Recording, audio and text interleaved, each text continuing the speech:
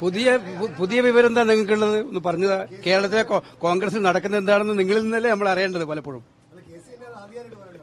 എനിക്കൊന്നും അറിയില്ല. ഇവിടെ നടന്ന ചർച്ചകളെ കുറിച്ചൊന്നും എനിക്കറിയില്ല. അല്ല, അങ്ങനെയല്ല ഞാൻ പറഞ്ഞത്. ഹൈക്കമാൻഡ് എന്തെങ്കിലും സീരിയസ് ആയ തീരുമാനം എടുക്കുന്നത് അതിനുള്ള വ്യവസ്ഥാപിതമായ മാർഗങ്ങളുണ്ടല്ലോ. ആ മാർഗങ്ങളിലല്ലേ എടുക്കുക, അല്ലാതെ പൊതു ചർച്ച നടത്തിയിട്ടല്ലല്ലോ അത്തരം തീരുമാനങ്ങൾ എടുക്കുക.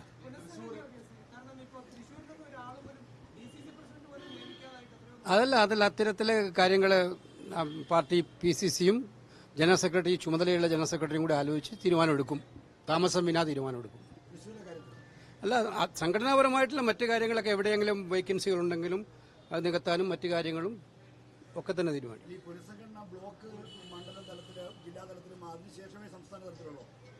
അല്ല, അതൊക്കെ നടന്നുകൊണ്ടിരിക്കില്ലേ ഇപ്പം പുനഃസംഘടന ബ്ലോക്ക് തലത്തിൽ? ഉത്തരം കിട്ടാനുള്ള ചോദ്യമാണെന്ന് മനസ്സിലായി. എന്തായാലും ഞാൻ പറഞ്ഞ പുനഃസംഘടന തീരുമാനിക്കുന്നതിന് ഞങ്ങൾ ബൽഗാമിൽ വെച്ചൊരു തീരുമാനം എടുത്തിട്ടുണ്ട്. 2025 പാർട്ടിയുടെ പുനഃസംഘടനയുടെ വർഷമായിരിക്കും പൊതുവായിട്ട് എല്ലായിടത്തും. അത് കേരളത്തിന് മാത്രം ബാധകമായ കാര്യമല്ല.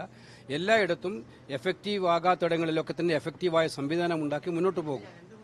അല്ലാതെ മറ്റ് കാര്യങ്ങളൊന്നും ചർച്ച ചെയ്യപ്പെട്ടിട്ടില്ല.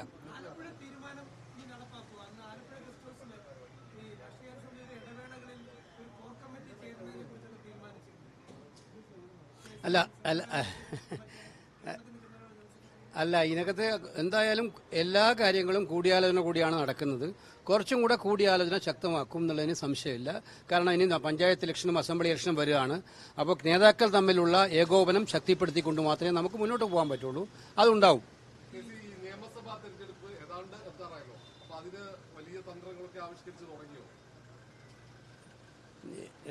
നിയമസഭാ തെരഞ്ഞെടുപ്പും ലോക്കൽ ബോഡി തെരഞ്ഞെടുപ്പും എല്ലാം പ്രധാനപ്പെട്ട. ലോക്കൽ ബോഡിയാണ് ഞങ്ങളെ സംബന്ധിച്ച് ഏറ്റവും പ്രധാനപ്പെട്ട ഇലക്ഷൻ. സാധാരണ പ്രവർത്തകന്റെ ഇലക്ഷൻ, ഏറ്റവും കൂടുതൽ ആൾ പങ്കെടുക്കുന്ന ഇലക്ഷൻ. അതിനുവേണ്ടി തയ്യാറെടുക്കാനുള്ള നടപടികളാണ് ഇപ്പം കേരളത്തിലെ കോൺഗ്രസ് നടത്തിക്കൊണ്ടിരിക്കുന്നത്. അവരെല്ലാവരും രംഗത്താണ്. പ്രതിപക്ഷ നേതാവ് മലയോര ജാഥ നടത്തുന്നതും ആ വിഷയങ്ങളും ഒക്കെ ഉന്നയിക്കുന്നതും ഒക്കെ തന്നെ ജനങ്ങളുടെ പ്രശ്നങ്ങൾ ഉന്നയിച്ചുകൊണ്ട് പാർട്ടിയെയും മുന്നണിയെയും ശക്തിപ്പെടുത്താനാണ്. KPCC എല്ലാ ജില്ലകളിലും ഇതുപോലുള്ള യോഗങ്ങൾ വിളിച്ചു കൂട്ടുന്നത് പാർട്ടിയെ ശക്തിപ്പെടുത്താൻ തന്നെയാണ്. അതുകൊണ്ട് ആ രീതിയിൽ തന്നെ മുന്നോട്ട് പോകുന്നത്. പാർട്ടിയെ ശക്തിപ്പെടുത്തുന്ന നിലയിൽ തന്നെ മുന്നോട്ട് പോകും. സംഘടന ഊർജ്ജസ്വലമാണെന്ന്. സംഘടന ഊർജ്ജസ്വലമല്ലെന്ന് ആര് പറയുന്നത്? അത് ദോഷൈക ദൃക്കുകളല്ലേ പറയുന്നത്. സംഘടന ഊർജ്ജസ്വലമാണ്, സംഘടന ശക്തമാണ്. പിന്നെ ഒരു കാര്യം ഉറപ്പാണ്, ഓവർ കോൺഫിഡൻസോ അതുപോലെ സംഘടന എല്ലാം ഭദ്രമാണെന്നല്ലേ മുന്നോട്ട് പോകാനല്ല പറഞ്ഞിരിക്കുന്നത്. ആവശ്യമായ ഘട്ടങ്ങളിൽ ആവശ്യമായ രീതിയിൽ എല്ലാ തലത്തിലുമുള്ള കൂടിയാലോചനകളിലൂടെ നമ്മൾ വേണ്ട തീരുമാനങ്ങൾ എടുത്ത് മുന്നോട്ട് പോകും. അതാണ് നിങ്ങൾ ചോദിക്കേണ്ടിയിരുന്ന ചോദ്യം. ഈ ഗവൺമെന്റിന്റെ പ്രകടന പത്രിക വരുമ്പോൾ എന്താ പറഞ്ഞിരുന്നത്?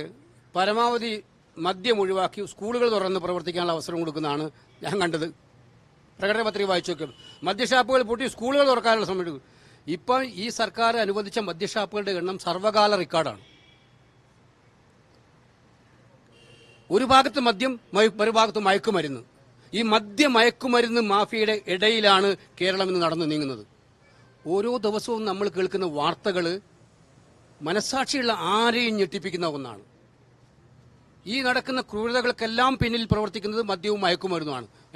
മയക്കുമരുന്ന് ഇത് തടയിടാനുള്ള ഒരു സംവിധാനവും ഇല്ലാന്ന് മാത്രമല്ല, സർക്കാരിന്റെ മെസ്സേജ് പോകുന്നത് ഞങ്ങൾ യഥേഷ്ടം മദ്യം വിളമ്പാൻ വേണ്ടി നിൽക്കുകയാണെന്നുള്ള നിലയിലാണ്. ഇത് അങ്ങേയറ്റം അപകടകരമാണ്. ഏത് വിധേനയും എതിർക്കണം എന്നുള്ളതാണ് പറയാൻ ആഗ്രഹിക്കുന്നത്. ഞാൻ CPIയിൽ നിന്ന് പ്രൊആക്റ്റീവായിട്ടുള്ള നടപടിയായിരുന്നു പ്രതീക്ഷിച്ചിരുന്നത്. ഇപ്പം ഇന്നലെ എക്സൈസ് മന്ത്രി പറഞ്ഞു കേട്ടു, അതൊക്കെ ഞങ്ങൾ CPI ആയിട്ടുള്ള കാര്യങ്ങളൊക്കെ ഞങ്ങൾ ചർച്ച ചെയ്ത് 1 മിനിറ്റ് നീട്ടും. അതിന്റെ അർത്ഥം നടത്തിയ ഡീല് CPIക്കും കൂടെ ഷെയർ ചെയ്യുന്നതാണോ ഉദ്ദേശിച്ചത്? അങ്ങനെയാണോ അവർ ഉദ്ദേശിക്കുന്നത്? ഞാൻ വിചാരിക്കുന്നില്ല CPI പോലുള്ള പാർട്ടി അതിനകത്ത് നിൽക്കുമെന്ന്.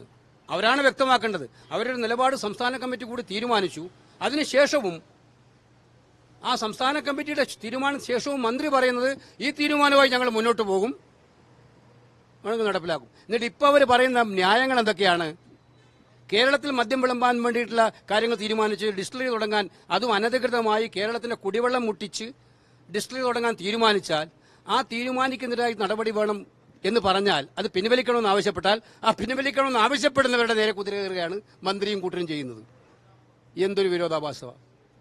ഇത് അംഗീകരിക്കാൻ കഴിയില്ല. മാത്രമല്ല, കേരളത്തെ മയക്കുമരുന്ന് മാഫിയയ്ക്ക് വിട്ടുകൊടുക്കുന്ന ഈ സർക്കാർ നയത്തിനെതിരായിട്ടുള്ള ശക്തമായ ജനവികാരം ഉണർന്നു വരുന്നുണ്ട്. അത് ശക്തമാക്കണമെന്നാണ് തീരുമാനം.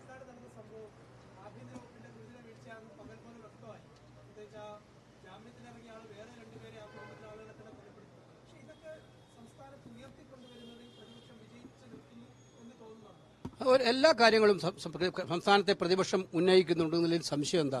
ഉന്നയിക്കുക മാത്രമല്ല, ഈ വക കാര്യങ്ങളൊക്കെ തന്നെ ശക്തമായി കേന്ദ്രീകരിച്ചുകൊണ്ട് തന്നെയാണ് പ്രതിപക്ഷത്തിന്റെ പ്രചരണം പോകുന്നത്. അത് ഇനിയുള്ള ദിവസങ്ങളിൽ കുറച്ചുകൂടി കൂടുതലായിട്ട് വേണമെന്ന് പറഞ്ഞാൽ അതും സ്വീകാര്യമായ കാര്യമാണ്. കുറെ കൂടി ശക്തമായിട്ടുള്ള പ്രചരണ പരിപാടികളുമായി മുന്നോട്ട് പോകണം. പക്ഷേ പ്രതിപക്ഷം ശരിയായ ദിശയിലാണ് കേരളത്തിൽ പോകുന്നതാണ് എൻ്റെ വിശ്വാസം. ഓക്കെ.